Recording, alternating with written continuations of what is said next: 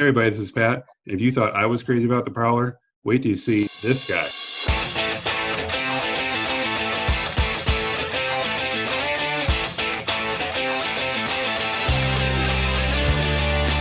So yeah, this is my video I'm doing here today with Jeff Bhe. He's a Prowler owner since 2017, and he contacted me about wanting to talk about his Prowler. And here we go. So I saw that before in your picture with the garage. So is that your only car? You look like you have one car garage there.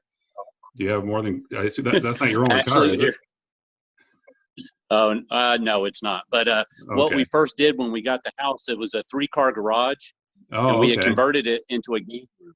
So actually, this half of it, I got a pinball machine, a couple of bars in here, a pool table, and stuff. And once we decided that the opportunity came for me to buy the car, that's when I told my wife, I'm like, I am not parking this car outside.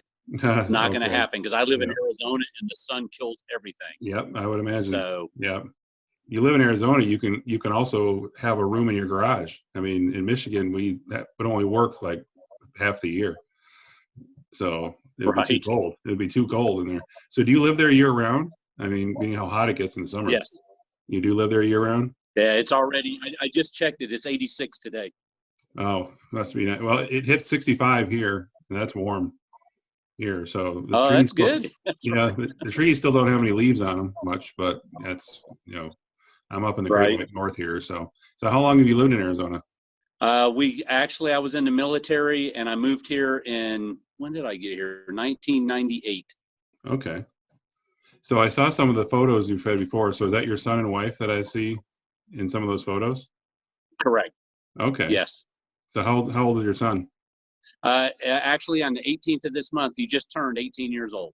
Oh, okay. So I saw the one photo you had there. It looked like he was dressed up for prom. Yes.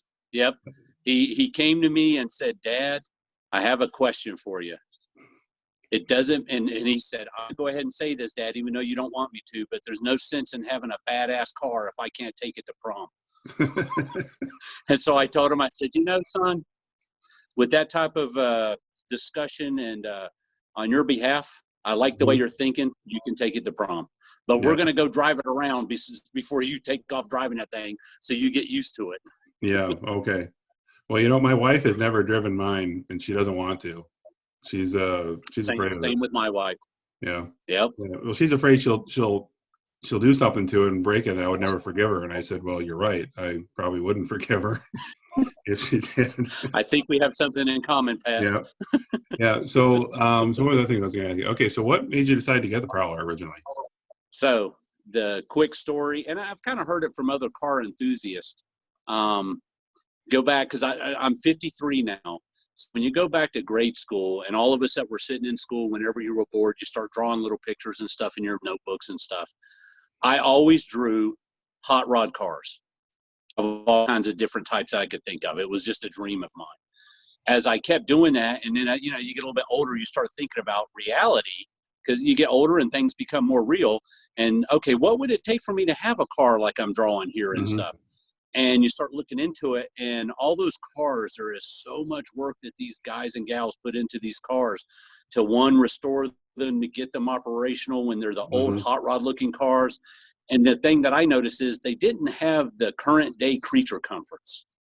So all of a sudden, here I am. I was in the military, and I'm stationed in Germany. So this is in the 90s. And I see it somewhere online or where, I can't remember exactly, but I saw this car was coming out. And I dropped my mouth, and I said, oh my God, if there's any way possible I can have this car, this is the car I used to draw when I was a kid. And I just wanted it to have all the normal current day creature comforts, and they made the car. So it took me a long time, because that was a dream back when I was a kid. This is back in the 90s, and I wasn't able to get my hands on one of these things until 2017. Okay. So I waited, and it turned out that there was a lady I was working with. She actually drove it every day to work. She had bought it, and she was driving it every day, and I would bug her every day to sell me the car, and she never would. She loved it like most Prowler owners do. And she retired, several years ago. And it wasn't but 4 months after she retired, I got a text message from her asking if I was still interested in the car. And here we are. Oh, wow. So this one's obviously got a lot of miles on it. So that didn't concern you at all? I mean, you were cool with that? Well, my wife wasn't cool at all with it.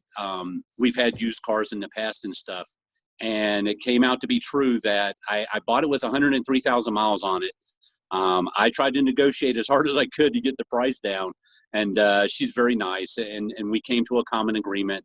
Like I said, my wife wasn't happy with me because of the high mileage on it. And sure enough, it wasn't but, if I remember, about 2 months into it, and it's June in Arizona, it's really hot. And the car, I pulled into a gas station to get gas. Yeah. And I noticed it was overheating.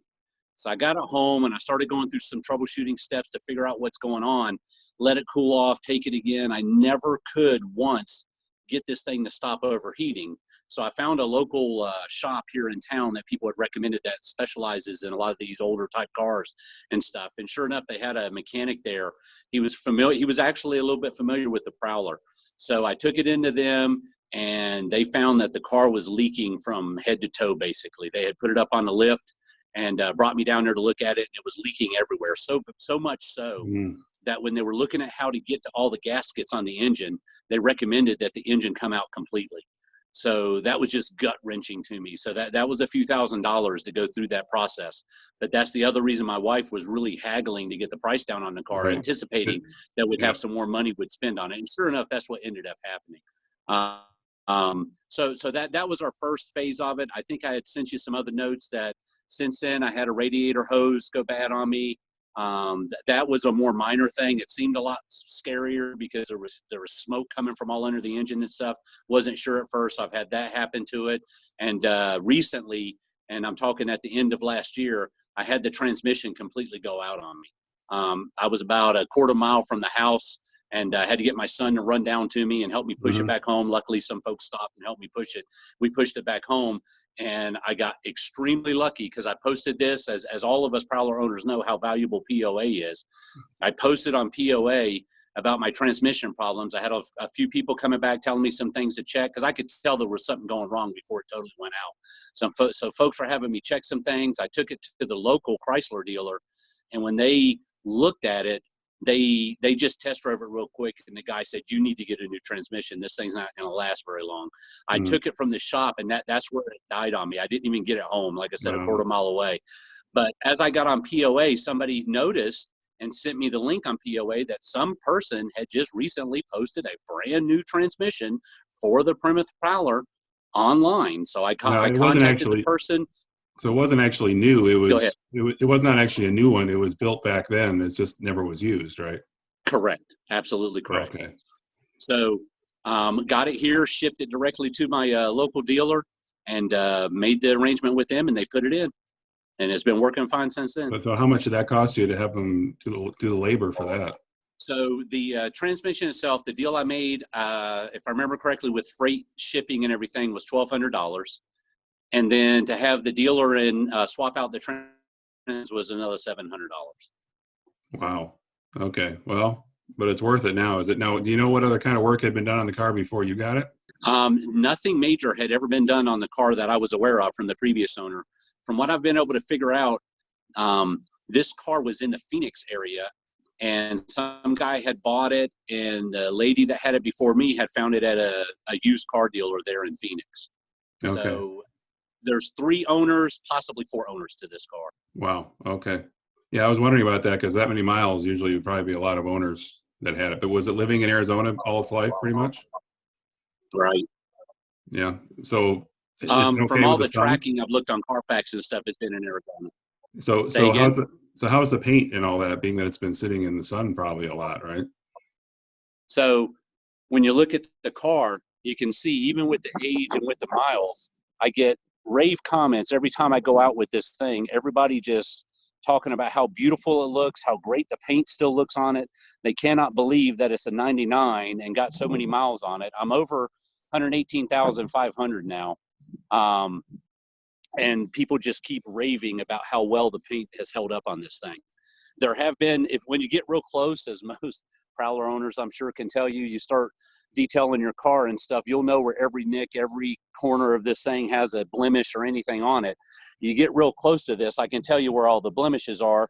And there's been some spots on it where previous owners have tried to repaint, touch up paint, stuff like that. But on the overall appearance, you can't necessarily tell it that well. I do know, I have, as I tried to back into my garage, I did nick a back fender one time. So therefore I went and got a paint repair kit and started trying that on my own as well. Hey, so I noticed you said this is a 99 model, but your bumpers are black. So how is that? Interesting How is that story. possible? Did you paint them? The previous owner, she told me when she was driving home it was night, and she was driving home. She lives a little bit further out of the city, and a dog ran across the road in front of her and hit the front bumper. And so one of these front bumpers, I don't know which one, got destroyed in that. That was about the only damage to it. And when they went on the market, as we know, some parts are kind of hard to find. The only bumper that they could find was a black bumper. So they went ahead and bought the black bumper, and her husband, who is actually an auto mechanic of his own, he went ahead and just painted the other three bumpers to make it match. Oh, okay. Well, no, that's interesting because the bumpers were never painted. They were plastic, molded to that color. They were never painted, so they probably had to paint the one as well, the new one. I would think they would have to paint them all. I didn't know that, so I didn't ask that question. That's an interesting I'd be curious because the one that was that had to be replaced because it was damaged. If that one is black originally, it should look different than the others because the paint should be obvious. I'm surprised actually you can't tell the difference on that if there only one is painted in the front. Yeah, I would tell you, I would go with your assumption that he must have went ahead and painted the black one that they got just to make sure they would all match. And it probably looks better anyway. That's something I'm thinking about on mine, is that I'd like to maybe get mine painted just a nice shiny black because that looks better than the plastic. Some people, of course, get them painted to match the color of the car. I wouldn't want to do that. That's just too much yellow for mine. I would probably want to keep it black. But right. So you said that most stuff really hadn't been done. So like things like you said you got the timing belt replaced. Yes. Right? Yeah, and did that, which is good. But as far as, and of course you had the radiator blue, so you probably had new hoses from that, right? Correct. Got new hoses on that. Okay. So like the other things I mentioned in my video that I had to replace, like the stabilizer links or the back, the rear stabilizers and all that, are all those all still original on yours? Yes. They really? To my knowledge they are. She did tell me for the what's the big problem that they have on these? The lower ball joints, is it? Well, yeah, the lower ball joints are the ones that, do you know if yours had it recalled? Did she have it recalled? Yes, it was recalled on that. Okay. And she did have it redone on that. Okay.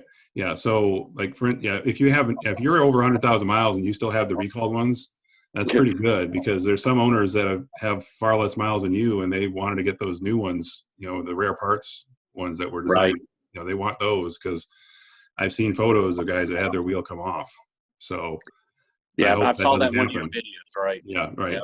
And that's not the only photo. I know there's other ones out there. I asked for photos because I knew I'd seen other ones. In fact, the one I originally saw was different than the one I used in my video because I sent it out and Andrea that I know actually replied back and sent me that example. But I know there's more than that. I know there's other examples out there that's happened to other people. So it's something I want to put in. Did you order any of those? Did you order new ball joints? I have not ordered any yet. Okay. I would consider doing that. Just have them, just in case, because you're not going to get another set probably of the recalled ones. I mean, I had to wait. Right. When I got my car, it had not had the recall done. My car sat in the garage most of its life before I bought it, and the previous owner never had them recalled. And so when I had those put in, it took them several months for them to find the recalled ones as it is. So if you had to replace them with another set of recalled ones, good luck. You probably aren't going to find them. A lot of your photos, you had a lot of modifications that you've done. Now, there are a lot of simple ones. I mean, it looks like you've kept most of the look of the car pretty stock. So my number one goal with mods is I wanted to go after things that I could actually reverse fairly easily. I didn't want to do major mods that are going to take fabrication effort or anything like that. I wanted to get things that if for some weird reason I would ever sell this car, that I could somewhat get it back to factory specs. Okay. Yeah. So you still have, so do you plan to ever take the bumpers off, or do you like them where they are? I'm one of those actually likes the bumpers. Yeah, I am too. I have no problem with them. In fact, my wife told me, she said, as I told her about that, some people take these off, and she's like, "You're not doing that." She doesn't want them off, which is funny because the first time she saw my car and saw the bumpers, she started pointing at them and thought they were really strange looking. I mean, she didn't understand why they were there, and I said, "Well, it's got to have bumpers. That's the only way they could do it." And Right. but now she's gotten to the point where she doesn't want me to take them off. She's like, "Oh, I love them. You got to keep them on there because it's." I don't know why she just loves them on there now, even though she thought they were strange looking at first. So, but I'm glad. I think it's safer. I've heard, person as me, I think it's still a little bit safer. I mean, they are there for a purpose. So, but I understand why some people don't like them. I'm going to concur with you on that one, just in case something were to happen. I know they can't protect so much. There's not so much to protect, but every little bit helps in my mind. Oh yeah, yeah. Yeah, actually, from looking at your last video, I wanted to show you something actually that I picked up along the way. When you going into the back, you were talking about the trunk. So some of the things that I've adapted to is see if we can get a good view in here. But like these little packing cubes are great for weekend trips, and they fit perfectly within the trunk. So if you're looking for storage space to pack for a couple overnights or whatever, of course it gets a little bit harder if you're going for a week. I don't know if I could actually pack all that in there. Yeah. The other thing I got are these Velcro nets that you can get on Amazon, and they just Velcro right in there and will hold into place. I got a first aid kit, some other things in there and stuff.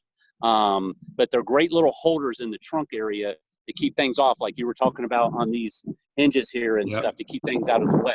So those are little secure areas to keep some of that stuff out of the way. Okay. Okay. Do you have the now in the trunk there? Do you have those hinge protectors in there? I do not have the hinge protectors. No. Yeah. Good. Yeah, I want to get those because if you ever have anything that rolls under there and gets in the way, you might crush it. So they're a good idea. Yeah. See, that's why I was pointing this out, because when you get these things that Velcro right onto this carpet, things that holds those right in place so they don't roll right down there onto the. Oh, I got you. Okay. Yeah. So I've sort of went without it, but I'm hoping if I ever need them. Who is it that produces those again? Larry Lord. Yeah, Larry Lord. So I'm hoping I can get those from him. Just a few more things. See if I can do this like you were doing. A little bit harder when you're by yourself trying to flip some of this stuff. So flipping the top down, some of the modifications on the inside, I did little touch-up stuff. I love little things like this on the mirror. It says objects in mirror are losing. What does it say again? Objects in mirror are losing. That's cool. And I put the Prowler stripes on there. That's American Car Craft, which is where a lot of the Prowler store gets their parts and stuff from. Okay. Got it on the rear view mirror as well. The other thing I did on my own is take the bezel out and the bezel on the shifter here, and I painted those myself. I got the Prowler paint and clear coat off of Amazon, so decent price, but you still pay. The side panels that you see, the red ones, those stick on. They have the 3M automotive double-sided. Yeah, that's the ones I have too. Yeah. Okay. Same thing. Interesting story. I was going to go cheap on that since I figured out how to do some of this painting, and got it from the Prowler store, but the ones came unpainted were scarred up and stuff, so they actually cut me a deal and got me the ones that were painted on a very good deal. So I know a lot of people have had problems with the Prowler store, but I've had some successes with them, although I will have to agree, I know I've looked and researched, they have stolen a lot of ideas, which is a shame. They have. But actually the panels on mine I did buy from them too, but I bought them before I learned about some of the things they've done. So I will tell you that was my first source I went to, and then I started reading on POA on what they had done. Yeah. Yes. Okay. Well, that's cool. I would. Did you catch on there's a guy on POA that started advertising these new logos. I saw those. Yeah, I saw you had that picture there. Go ahead. And zoom in. Go ahead and zoom in on that if you want. Yep. Yeah, that looks cool. That's very nice. So I like the artistic stuff on that. The other thing I do is I love putting this car into car shows. Some of the biggest, so I started dressing up the engine a lot with a lot of the stuff that I got on Prowler online. Some of these coil covers, get up a little bit close on those. Oh, those fit look very nice. Yeah. Yep. All the vinyl lettering on the engine, the caps. Actually, I got the caps directly from American Car Craft. So those were very good. There's another guy that he produced, you were talking about the bracelet you were trying to put on. Yeah. He actually, and I have wired some LED in here that you can't see during the daytime and stuff. So I've redone my battery quite a bit. But he developed this brace. Yep, I saw that brace online. I don't remember the guy's name, but I do know that he was. I had already put my smaller one in there before he Right. started making those, so I didn't change mine out. But Yep. you think it So works I well? went and got that from him and painted that myself as well. Okay. So Is the that latest thing I put on here, because I noticed in Arizona with all the bugs and stuff getting on the radiator, I got this bug screen, and that was a dickens of a thing to get installed into this thing. okay? If I had to do that again, I think I might have skipped on it. It was a little bit difficult. I had to go back and forth. I got it on eBay, and I went back and forth with the company, and they're very responsive, and they gave me some ideas, because if you ever get these things, these little latches here are almost straight out, and they don't really describe it very well, but you got to bend the living crap out of these things to get these down to actually fit into here. So Wow. that was a little Okay. bit difficult of a task to get that to work. Okay. Well, I think our call is Probably. going to drop off here in a minute. So Okay. I'm gonna sign off here, but thank you very much again, Jeff, for doing Yep. this. And we'll hopefully I get a chance to meet you in person someday. I really appreciate it. Yeah, you too, Pat. And if you need anything else, you want to try again, you didn't capture something, just let me know. We'll set up another thing. We'll do it. All right. Thanks a lot, Jeff. All right. Thanks, Pat. Okay, so that was my video with Jeff. This was the first time I tried doing one of these Zoom interviews. I think it worked out pretty good. I want to thank Jeff again very much for offering to do this. He provided hundreds of pictures for me, which definitely helped out doing this video. So if you would like to be in one of these future videos, please contact me at my email here. I'm going to provide it. Please let me know if you'd like to be in one. I'd like to share your experiences as well. Please provide as many pictures as you can, and hopefully we can do another video with you in it in the future. Also, if you provide any or make any Prowler products, please let me know. I would be more than happy to share them and provide them in my next video. Like in my previous video, I provided some information from Jim Sutton. I would be happy to provide some information to others about your products if you'd like me to. So as I was doing the editing for this video with Jeff, one thing I noticed was that when his car had the hood up, I noticed that his hood was being held up by hood struts and not by a prop rod, which I thought was a little bit unusual because I thought that all the 99s had a prop rod. So I checked with Jeff afterwards on that. He said that the hood struts that are on his car, they came that way. He thinks they were on there all along. He has replaced them, by the way. He has put newer versions, and I'll get to that in a minute.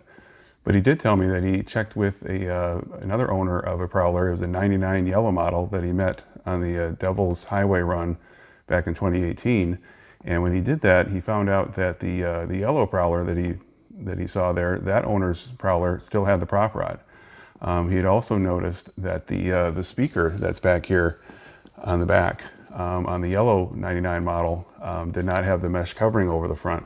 It actually just was a hole in the carpet. So there were subtle differences between the cars. So they think there were some changes made during the 99 model year, which then carried over into the 2000 and later models. So when I mentioned in an earlier video that the 99 and 97 models had the prop rod, well, if you have a 99 and you have the hood struts, you may be like Jeff's car, where it was made a little bit later in the model run and they changed over to the hood struts.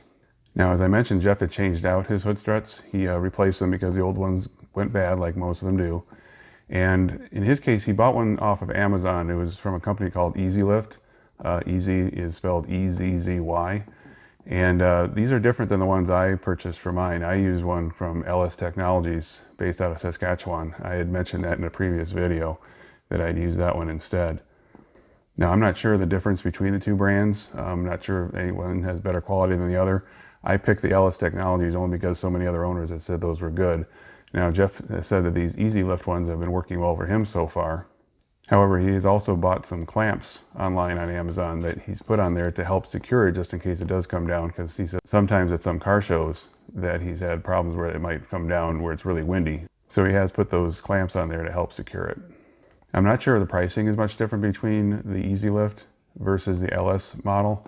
The pricing you can see on Amazon what the Easy Lift costs. I wasn't able to find out from LS what their pricing was based on their website. Plus, I don't recall what I paid a few years ago, but the price probably has changed since then. If you're interested in the differences between the Easy Lift and the LS models, as far as pricing, you'll probably have to do some more investigation on your own, because I was not able to find out the pricing of the LS models through their website. So something you can investigate if you want to check out either product. Jeff also provided me some links to some products that he showed during our call. He had those storage cubes as well as the mesh nets that he had in his trunk to help secure his cargo. So I will provide those links here. The mesh nets, as I was recording this, is currently not available on Amazon, but maybe they will be in the future. So just want to point these out in case you're interested in getting these for yourself later on. So as I noted in a previous video, I'm hoping to do another video coming up here with the guy that currently owns the orange Prowler that Yuri Tereshin from the Straight Pipes did not purchase. So I'd like to follow up and see how that orange Prowler is doing. I also reached out to Tony Gertz. He is the administrator and the original founder of ProwlerOnline.com, or the POA, Prowler Owners Association. And you may recognize him from the Straight Pipes video when Yuri purchased Tony's yellow Prowler. And in that video, you probably also saw the black 4-seat Prowler that Tony designed and built. And so I reached out to Tony and asked him if he could provide any more information about that car that he made, any details he could provide. I thought that would be a very cool and interesting video. So he's going to look into that, and hopefully we're going to have that in a future episode. So again, please reach out to me if you'd like to be in a future video of mine, and we'll see you again in a later episode. Thank you very much for watching.